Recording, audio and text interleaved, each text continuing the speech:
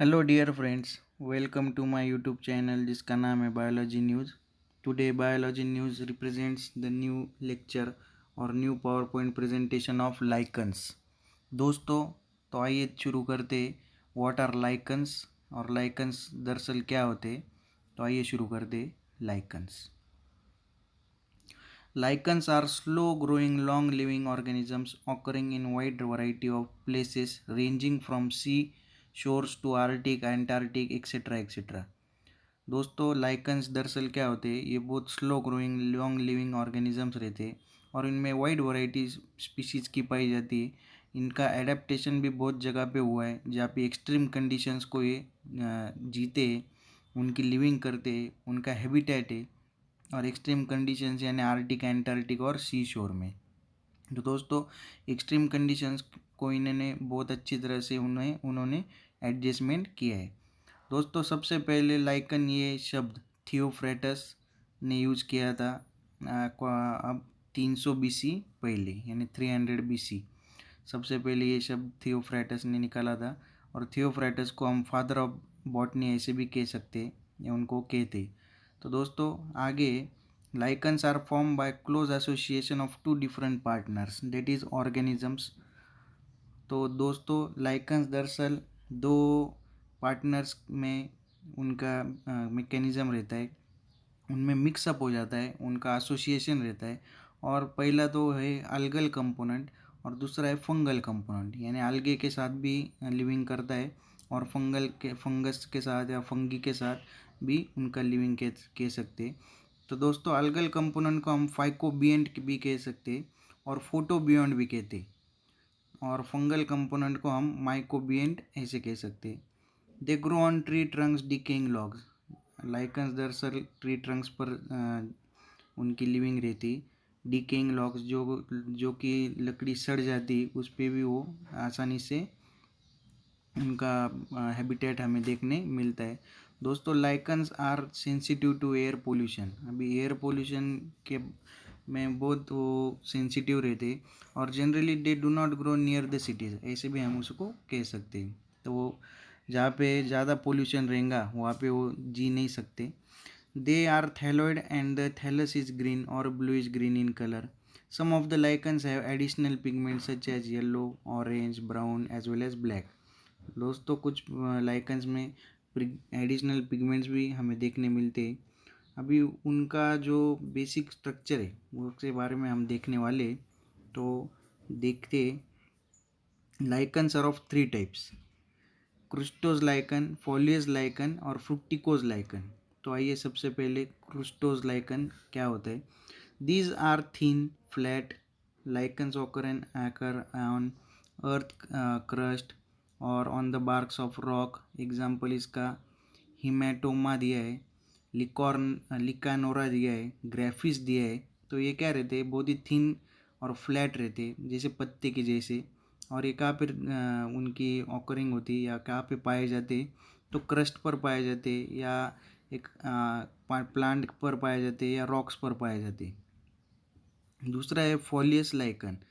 These are generally lobed and dorsoventrally flatten. तो ये lobe, इनमें क्या देखने मिलते हैं? तो इनमें लोब्स दिखने मिलते हैं, यानी क्रिस्टल लाइक फॉर्मेशंस या जिगजैग लाइक पोर्शंस ऐसा हमें देखने मिलता है। और ये डॉर्सो वेंट्रली फ्लैटन रहते। फ्लैटन रहने के बाद इनको हम लीफी लाइकन्स ऐसे भी कह सकते हैं। तो they are attach to the substratum by hairy structures. Example उसका पार्मिलिया हुआ। तो वो क्या रहते?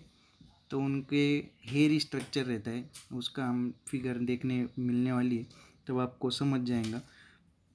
तो they are attach to the substratum. Substratum को अटैच करते और सबस्ट्रेटम को अटैच किसके वजह से करते? तो hairy rhizoid like structures called rhizines, उसको हम राइजिन्स कहते हैं।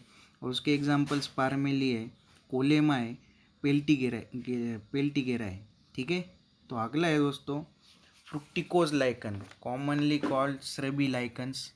They have cylindrical, branched and erect or pendulous appearance. Thallus which gives them a shrub-like appearance. They remain attached to the substratum by basal mucilaginous disc. अभी उसके examples असनिया है, क्लैडोनिया है, एलेक्टोरिया है। These lichens generally reproduce by vegetative, asexual and sexual method. तो फ्रुक्टिकोज में commonly called श्रबी lichens पाए जाते हैं।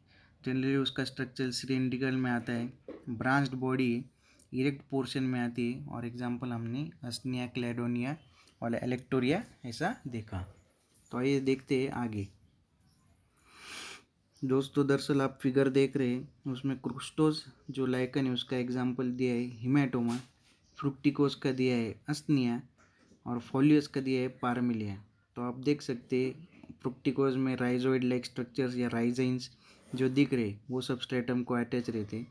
फोलियस में पारमिलिया जो लोब्स दिखे तो वो अटैच रहते, और हेमाटोमा ये leaf like structure, leaf like यानी फ्लैट बॉडी, थीन बॉडी उसको हम कह सकते, तो उसका वैसा स्ट्रक्चर दिया है। आइए आगे देखते। इम्पोर्टेंस ऑफ लाइकन, यानी दो तरह के इम्पोर्टेंस लाइकन्स के पाए जाते हैं, एक तो है इकोनॉमिक इम्पोर्टेंस और दूसरा है इकोलॉजिकल इम्पोर्टेंस। तो आइए देखते फूड में पहला जो दिया है, lichens which are used as food. Several lichens are used as food. The lichens contain a substance lichenin which is similar to carbohydrate. Example उसका लिकेनोरा दिया है, इज और ये इज़राइल में खाया जाता है, और अम्लिकेरिया ये जापान में खाया जाता है। पाल्मिलिया is used in curry powder as well as in making chocolates as well as in pastries.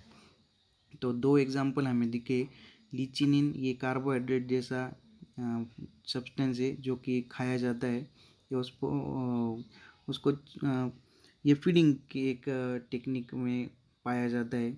और दूसरा है पारमिलिया जो कि करी पाउडर जैसा यूज होता है, और चॉकलेट और पेस्ट्री में इसका भरपूर जोरों से यूज्ड होता है। दूसरा है फॉडर। तो लाइकन्स एज फॉडर में, lichens form a favourite food for reindeers as well as cattles. Evernia उसका एग्जाम्पल दिया है, पारमिलिया उसका एग्जाम्पल दिया है, Cladonia, Cetraria are used as fodder for the reindeers as well as cattles. दोस्तों medicinal use में भी लाइकन्स का बहुत बड़ा योगदान है या इम्पोर्टेंस है। पहला तो है usnic acid obtain from the Usnea. Cladonia species is used as antibiotic against gram positive bacteria. Some of the alcohol perfumes ये भी उसमें से एक्सट्रैक्शन होता है, ये अभी इंडस्ट्रियल यूज़ का हम बोल रहे हैं। मेडिसिनल यूज़ का अगर बोले तो एंटीबायोटिक जैसा यूज़ होता है। कुछ टीबी जैसी बीमारियों में भी, रेस्पिरेटरी डिसीजेस में भी कुछ स्पीशीज़ का योगदान अच्छा है, जैसे लोबारिया है, जैसे सिट्रारिया है, are useful in respiratory diseases like TB. Peltigera is useful in hydrophobia. Parmelia is useful in epilepsy, और Usnea species used in urinary diseases. और दोस्तों some of the species are anti carcinogenic in property, यानी anti carcinogenic in properties में भी कुछ species हमें देखने मिलती हैं। आगे देखते हैं दोस्तों इंडस्ट्रियल यूजेस ऑफ लाइकन्स।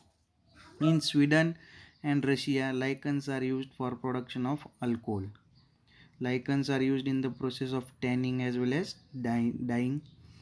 और उसका एग्जांपल हमें अल्कोहल परफ्यूम्स का एग्जांपल हमें एवर्निया, रेमेलिना, उनमें से एक्सट्रैक्शन ऑफ इसेंशियल ऑयल्स किया जाता है, और इसेंशियल ऑयल्स का एक्सट्रैक्शन होने के बाद वो सोप्स में और कॉस्मेटिक्स में भी भरपूर मोटी मात्रा में उसका यूज़ किया जाता है। तो दोस्तों कुछ है इकोलॉजिकल इम्पोर्टेंस।